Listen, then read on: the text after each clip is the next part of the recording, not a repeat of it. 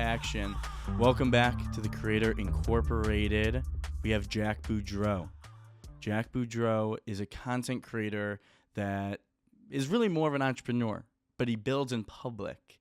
If you've ever heard that phrase, it pretty much means just documenting your journey of being a founder, but on the internet. So he uses TikTok and Instagram and LinkedIn.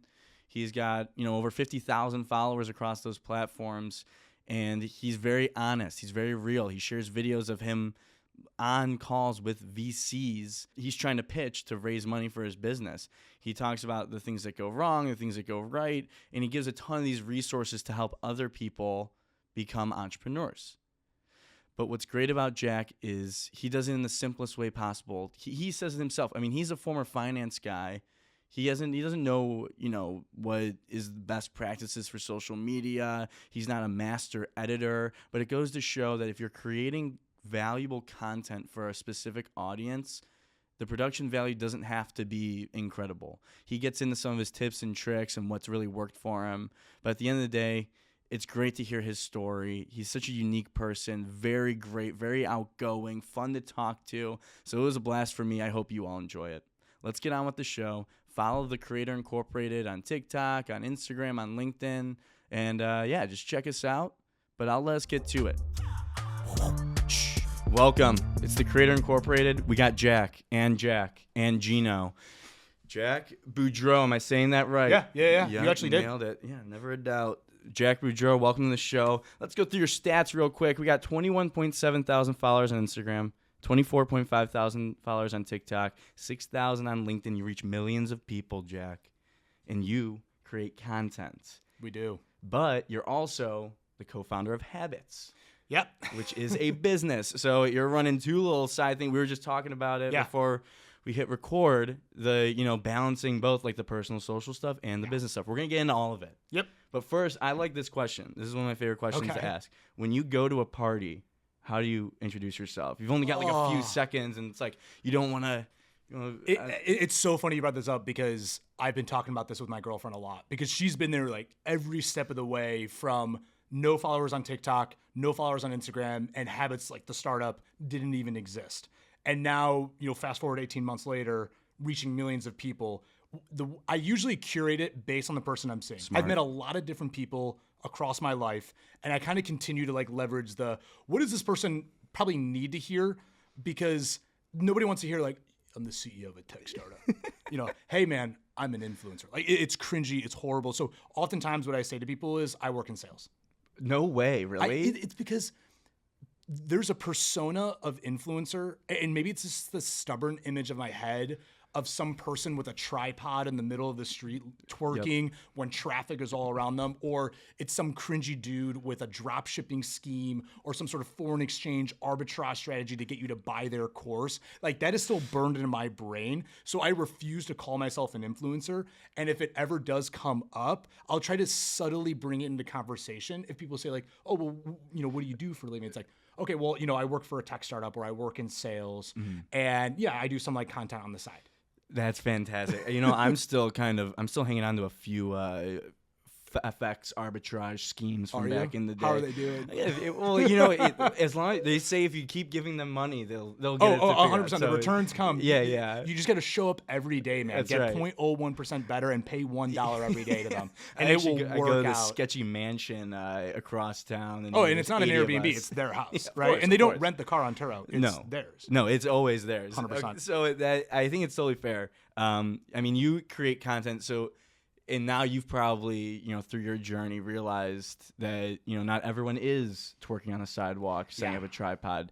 I want to get into all of that. I want to get into like how you started, because knowing that you came from, you have the perception, as do many people, especially years ago, maybe it's shifted a little bit, but like the perception is if you're a content creator, you're, doing TikTok dances and like showing off your abs or something. I won't take my shirt off. That's not me. That is not you. It's not me either. So how'd you get started like with just creating content? Like the first video you posted? I love to tell stories. And when just across my life, I've always been complimented for storytelling. I'm not afraid to get in front of a room of people and to speak my mind or to share my story. If it wasn't abundantly obvious, I'm an extrovert. Sure. But the very first post that I made was usually kind of around horror stories from my banking days. And but I like telling them because I think we're in this day and age when authenticity kind of wins and people don't want to hear. It's just very hard to relate to Gary Vee or to a Jeff Bezos or to an Elon Musk. People find themselves really wanting to get in front of the person who, like, the day in the life stuff, right? Same city, same job, same stage of life. And so I would first probably 5-6 videos was me talking about some horror stories of how I thought I was going to get fired from JP Morgan. Yeah. And so did those do well? Did they get any traction or? I think the first like 3 or 4 videos that I did, full disclosure, I was just trying to go viral. And that is the worst strategy you can possibly have. And then I was like, you know what? I'm going to go out there. I'm just going to share stories from my past. There's probably some hardo fraternity guys or some, 18-year-olds, aspiring finance people who want to work on Madison Ave or Park Ave or Wall Street, blah, blah, blah, blah, blah. They'll resonate and they'll eat this up because all I have to say is analyst program and JP Morgan. And it should, theoretically, the algorithm should do its thing, right? And I didn't really see a lot of people doing that. And so I think like the first video that went viral was a 1-minute clip of me living at my buddy's rental apartment. And I'm just walking around the living room, basically sharing a story of my first interaction with Jamie Dimon, which was like day 2 or 3 of the analyst training program. And it was like a little piece of advice that he gave to 250 other people. But that's where I think it had like 500,000 views. Interesting. And so from that point on, were you like, okay, now I'm going to start making content a lot because I saw, I had some success early? Because you kind of talked about in the first couple of videos, you're like, I'm just trying to go viral. And so did the mindset shift? Like what happens right after that point? I think I started to recognize you have to have fun with it. Mm-hmm. You once again, I'm going to talk about the whole ideology of being authentic, just being yourself, because that's what sells. Right. And I shouldn't use the term sell, but that's what people want to see. Right. They don't want to be sold to. So you almost have to like reverse psychology it. But at the beginning, that was not the priority at all. Like I was an early stage startup founder. I was desperate to get customers.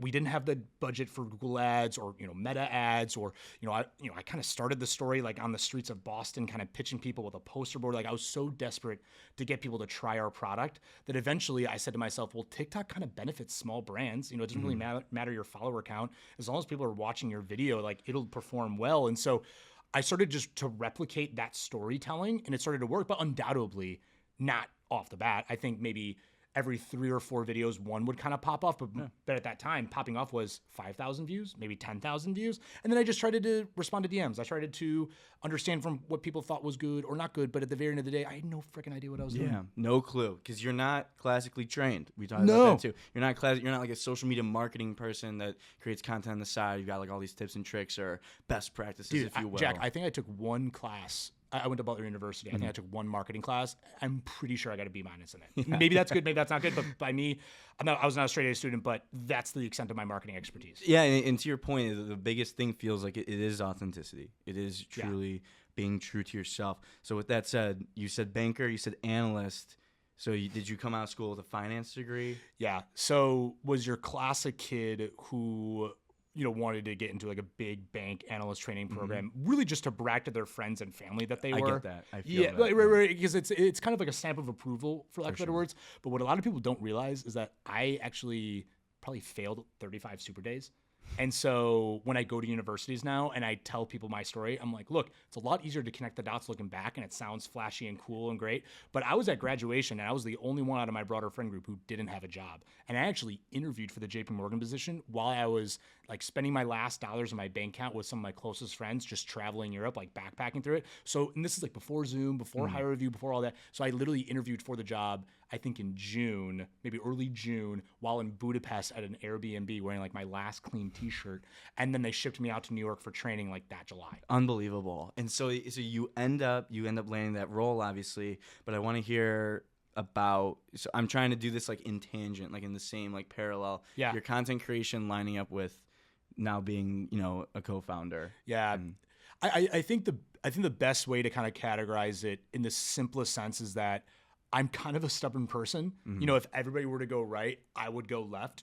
And I don't know, maybe some therapist can connect this to my adolescence or something like that. Is this like really quickly, I'm a middle child. Are you one of those people that you'll take all the upsets in your bracket, just on the off chance that when the one that is right, you get to say to all your friends that you predicted that upset? You know what? That's a fair comment. You're not far off. Okay. But I think for me, I've always been somebody who has wanted to make myself really proud. I kind of hold. I am my biggest critic. I'm sure I'm not the only one here in the room who kind of thinks that way. But when it came to like the banking program, or like the analyst program, or it came to like content creation, I have always found myself wanting to work really, really hard for maybe no reason other than just like wanting to be the last person in the office or the first one to arrive. And I think from there, that has been kind of the basis or the foundation to my content. Because if you watch my videos, I'm literally just filming myself. Mm-hmm. Like that's all it is. And then I'm like filling in subtitles so people like understand the context of what's going on. But that's really the extent of it. Yeah, interesting. So it sounds like you probably had some success at JP Morgan. I did do well. If you were like if you're describing yourself like this personality, like staying late, doing like the hard work, sticking around. With that being the case, why did you go off and do your own thing? So it's a great question. I think it's a loaded question because we could break this apart into a lot of different ways. I think the best way to summarize it is that I felt that I had mastered around 85% of the job, but in order to master the last 15%, it was going to take 30 years. And I just didn't really have interest in wearing a suit every day, being in the office 5 days a week, being a banker. I always found myself wanting to be my clients. Not actually wanting to be the analyst or the banker on the other side of the table, because they are the ones who lived really interesting, cool lives. They built great things. And it had nothing to do that maybe that they were millionaires or even borderline billionaires. It was just that every single day that they were waking up and they were working for themselves. Right. And I thought that was awesome. Yeah, so that's an interesting. I've never heard that before, but maybe it's a good thing for some. And you obviously talk to a lot of probably like 20-something-year-old people with those one-on-one calls, but like looking at your job and being like, do I like what I'm doing, or do I like people on the other side, or do I think that's better? Because you almost might fall into like a grass is greener on the other side trap. Right. So that's something to probably avoid. But it's a good thought exercise. The advice that I give to people in their mid-20s or just generally in your 20s is that just step outside your comfort zone, because you're going to blink and you're going to be like 30. Right. And this is not some sort of existential quarter life crisis cry for help right now. But what it is that I was really happy that I spent 5 years at the bank, but I knew by the time I was leaving, it's something that I could always come back to. So what's the real risk? I mean, once you have the mortgage and the kids and you have other things at stake beyond just your well-being, that's when I think it becomes harder and harder to do something that I did, which was, you're making $250,000 a year. And, I kind of told everyone in the bank I was going to do this fancy VC gig, when in reality it was a 3-month contract. And I think the total amount that I was making from that thing was maybe like $6,000 gross over those like 3 months. And that wasn't even the equivalent of one biweekly paycheck from JP. So a definitely change of pace, but it got me to where I am today. Yeah, it's super interesting. So now you're at a point where you're running the business and you're documenting the whole thing. Yeah. Pretty much. Pure building in public. Yeah, building in public and in the purest form. How do you separate like the business content from personal content? Like, because obviously having a social media presence for the business is just as important. How do you think about dividing it? Do you divide it? Yeah, so I do all my editing myself. I think one of the more surprising, I've always been surprised by, I think if people think I have this fancy setup, when in reality I'm literally using my iPhone. I'm just like propping it up against some sort of thing. Yeah. I used to have a tripod, but it made me feel really cringy. So I just got rid of it, even though the camera angle was a lot better. Yeah. And I'm literally just filming myself. So to your question on the divide between business and personal, like there really is no divide. And that's kind of the point, because I don't know how I would do that. I definitely focus more on the business, and I focus about my point of view. And because my mindset is that I just am sick and tired of people who are not doing the damn thing, giving advice and guidance. And that's what I found with the startup community. Anybody who I sought advice or just wanted maybe some mentorship from, or maybe did content, I looked through their bio and it's like, all right, they've never started a company. Like maybe they work at a VC fund, but they have no idea what it's like to talk about different payroll softwares. They have no idea how to negotiate equity with your co-founder. They have no idea what it's like to acquire, that whole 0 to 1, first customer, first sale, first product launch, like all those kinds of things. They've never done it themselves. Yeah, it's crazy. And you get so much of that on like LinkedIn in particular. Oh my God. And it's a shame. Like it just fills up the feed with stuff that's just like not something that people are probably have the authority to talk to, and you get like all these people because they just like hack the algorithm, and so they get all these impressions, but those people don't.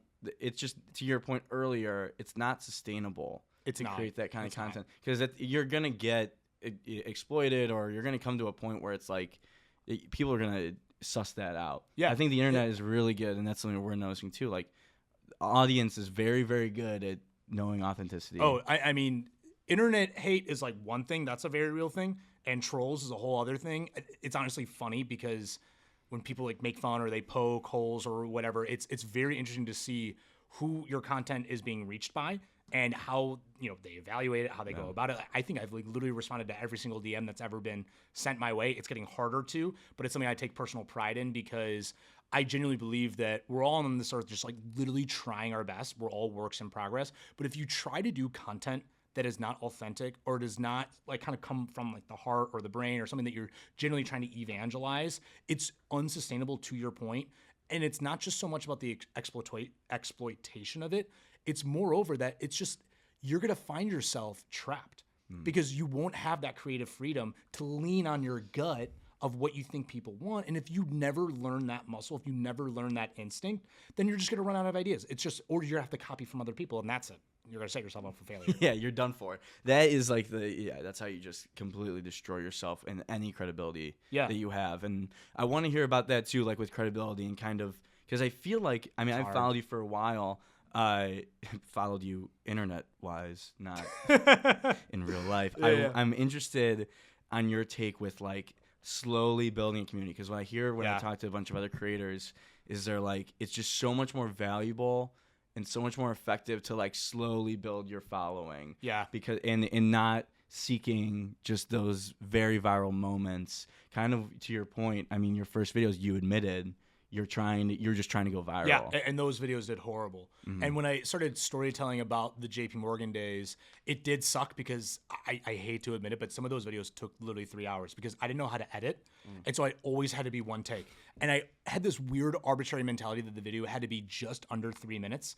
And it's just because all those videos were doing really, really well. The ones that like were between 2.5 and 3 minutes in my mind had nothing to do with the content. No. But I had to share something that I thought was going to gravitate interest for people to continue to listen on for those 3 minutes. But, besides that, I think it's really important to like know your lane.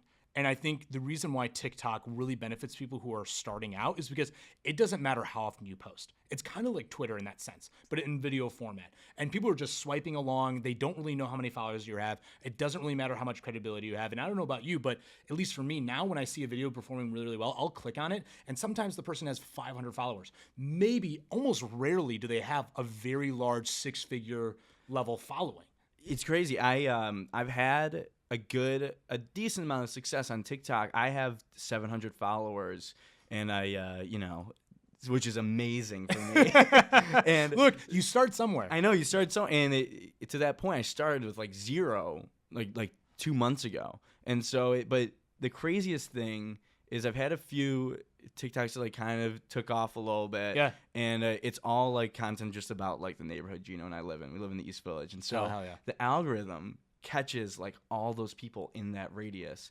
And so it's just weird. It's just crazy to me because then it's like someone recognizes me on the street because of my TikTok. Yeah. And they're like, oh, you're the TikToker. You're the East Village guy. Yeah, literally. Like, not the Twitter guy. I would never try to disrespect. I would never try to take that. But that's what people say. And it's just wild to me because they probably didn't even click on my profile. They just probably saw a couple of my TikToks that maybe obviously took off the most. That's why they're seeing it, and they're like, this guy's a TikToker. Literally the first time I was ever stopped in public, I was in Chicago.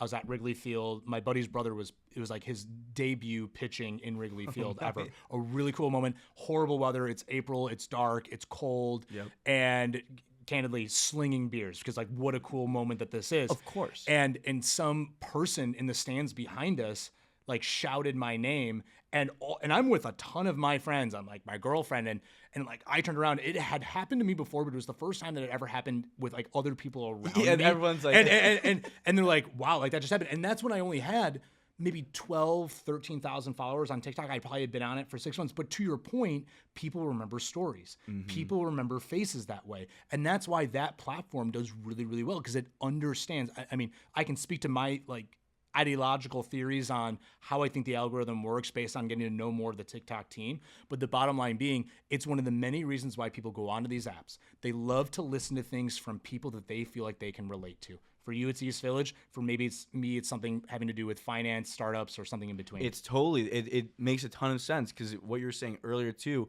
people want to see things that are relatable to them. TikTok is perfect for that. And I love the idea of like this shift in attention, really. Yeah.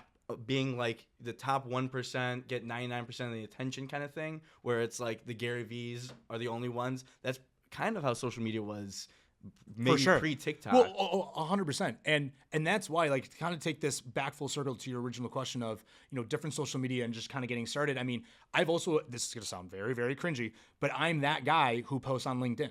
And that has been undoubtedly the biggest catalyst to acquire financial advisors who we sell software to. And so we have yet to spend a single dollar on marketing or advertising because that community is really engaged on LinkedIn, right? They're not as engaged on Instagram or TikTok. So by posting on LinkedIn and not necessarily saying things that I know that they want to hear, but saying things that I believe are testimonial to what they're struggling with, which is why we're trying to acquire them, that is what works. But I don't talk about the content that I do on LinkedIn on Instagram. Yep. And I definitely don't do it on TikTok. TikTok, I'm usually just trying to respond with stories. Yep. On Instagram, I actually think you have ownership of your audience. But TikTok was the playground. And that's what gave me the confidence to start posting on Instagram, where I mean, we have exploded on Instagram for that reason. Yeah, it makes a lot of sense, and it's a good point. And I think what's really interesting and for you, I would say is one of like the best stats maybe is the fact that you have like a similar number of Instagram and TikTok followers. Yeah, because a lot of people have like 500,000 TikTok followers, but then they have like 1,000 Instagram followers, and it's just you have the unicorns. And what's so funny, it's very similar to money. Like, you always are trying to raise the bar. So if you're making $100,000 a year, you want to be making $150,000 a year, right? If you're making $500,000 a year, you want to be making more like $1 million a year. It's the exact same thing with content. Yeah. I think it's one of the few apples to apples comparisons that are out there that are kind of not even aligned. And so when you say that, someone maybe will have like, that was me for like a very long time. Interesting. I had 15,000 followers on TikTok, and one of the people who actually introduced us to the VC fund that led our most recent round, they were actually somebody who followed me then on Instagram, and they're like, dude, you only had like 900 followers. I was like confused. It was like, is this the same person, or was this a spam account that I came onto? But it's, to your point, it's really hard to not only differentiate, but it's really hard to, not cross-sell, that's not the right word, but to do the same across platforms. For sure. It is. And because it's different, and it's different. Well, it might be obviously people are on Instagram or on TikTok, but it's still like a different algorithm. It's still something you got to crack. It's different. If I had to put my theory to it, TikTok benefits small brands. It's all about virality. It's all about what the actual content itself. Instagram, it's a little bit more intertwined to engagement. I mean, undoubtedly, but your follower count, your existing engagement over the last like 30 days, where TikTok doesn't really care about that. So I can say usually with a pretty high degree of confidence that it's pretty easy to hit what I call singles. And those are usually videos that get at least 10,000 views, get on base, they do the job. And as long as I continue to do that type of content, like, we'll hit like the bottom line of what I'm trying to achieve. But like on TikTok, man, like, I mean, a video that gets like 15,000 views on Instagram, that's pretty predictable. That video on TikTok might get like 500 views. You have no idea on TikTok. And so I want to kind of transition now to your experience working with brands, because that's a big thing we like to talk about. Literally was at Cuts. I know. Was literally at Cuts like just before this, because not gonna lie, I needed a haircut like so badly, and it's like a windy day out. It's really nice, and so I literally like texted my point of contact at Cuts, and I was like, hey Becca, like I need a hat so badly. Can I go to the Cut store and just like pick one up really quickly? And so I should have gotten stuff for you guys. I apologize. I was in a rush. It's okay. Cuts they'll get us. It'll all come back down. Don't worry.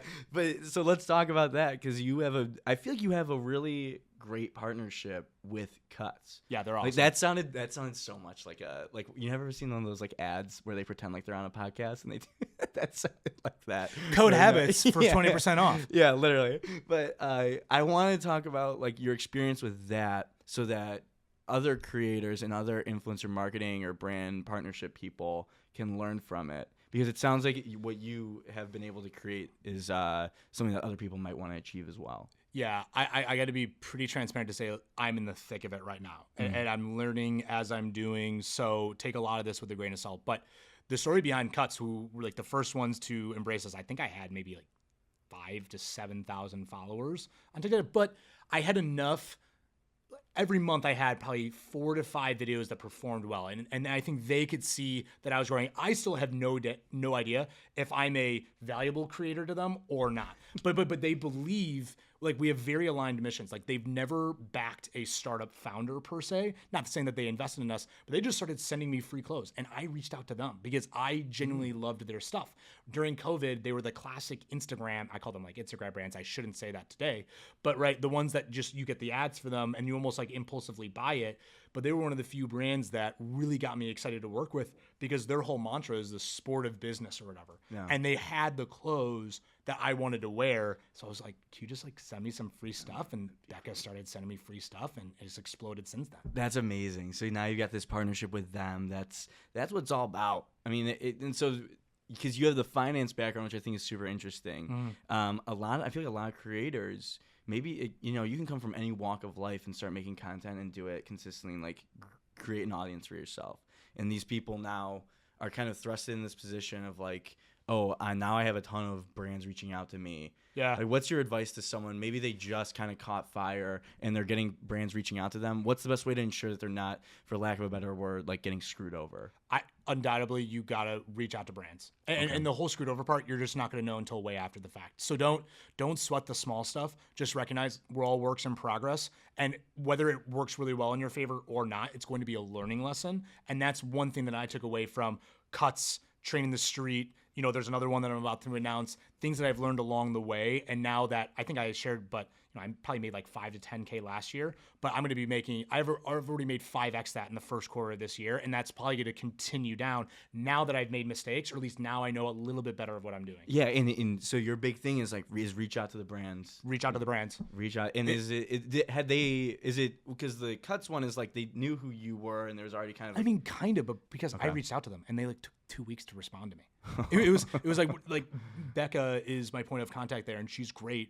And she runs their socials, or at least like monitors the DMs. I had messaged them on Instagram, but I also reached out to Birkenstock. I also reached out to Allbirds. I also reached out to Bombas and like Stan Socks. Like I just reached out to all of these random brands of like cosmetic things that I enjoyed and liked with the hope of like, look, I'll just plug your stuff in the middle of one of my stories. But 90% of them didn't respond to me. And the ones that did, it just felt very ingenuous. With the Cuts people, they're like, hey, let's hop on a call and talk about this. I'm like, all right, that's like how I kind of go about it. And then since then, now it's getting to the point where I just text, we call, like if I'm going somewhere and something's going on. I mean, they'll outfit me with clothes. They'll do whatever I want to help me achieve my mission. Yeah. And that I think is what's something really unique about them.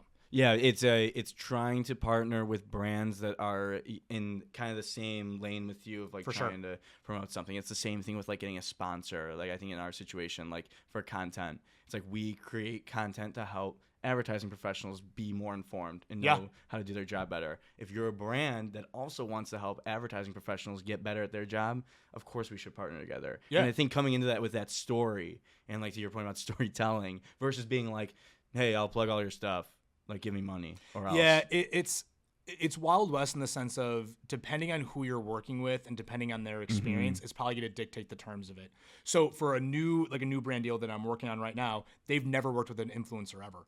And so I was just throwing numbers their way and they said, yeah, that makes sense. Because at the very end of the day, they're thinking about things from like, forgive the finance jargon here, but like from an LTV to CAC perspective, right? Like a lifetime total value to a client acquisition cost. So write that down, Gino.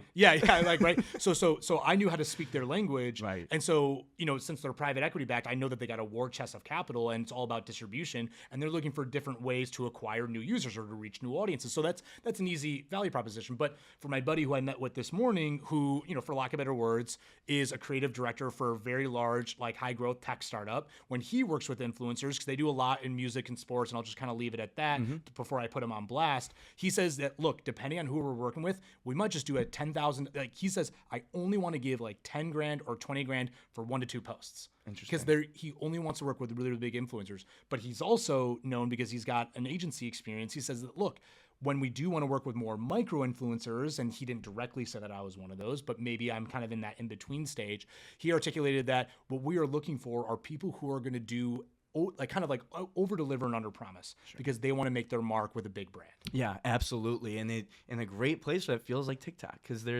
you can kind of overperform and under deliver, but it is kind of because of the fact that you just have no idea where that algorithm is going to take your video.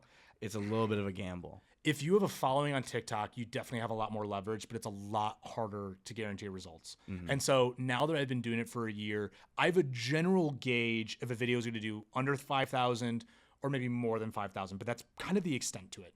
Okay. And so depending on the brand that I'm talking to, what I like to do is, and what I did with this newer brand that's paying me a lot of money, I said to them, okay, why don't we just do like a 1-week trial? I'm going to do one post on TikTok. I'm going to do one post on Instagram. Here's what's going to happen. Here's what you can expect. And then we'll kind of evaluate from there. And I'm not trying to toot my own horn. Exactly what I expected to happen happened, and that's honestly very rare. But the reason why I share that is just to be vulnerable and honest that there is a little bit of that risk element of you can't guarantee like you would in another normal like audience forum, right? Because it's not like I'm walking on stage guaranteeing and noting that 600 people bought tickets to hear from me. But when you go online and you share something and it does work out, those brands, when they see that you put the proof in the pudding, holy cow, it makes all the difference in the world. Oh yeah, because then it's just an easier sell for them internally too to justify if they can like kind of point to it and be like, we know that this is going to happen, even if of course you don't know it's actually going to happen. Yeah. But having a little bit of proof behind it to be like, this is probably going to happen. But that's kind of why I like Instagram more than TikTok. And so because Instagram, I feel like I have a little bit more ownership of my audience because maybe it's the stories thing, but contrary to what a lot of people believe is that 90% of Instagram users, they're spending their entire time on stories.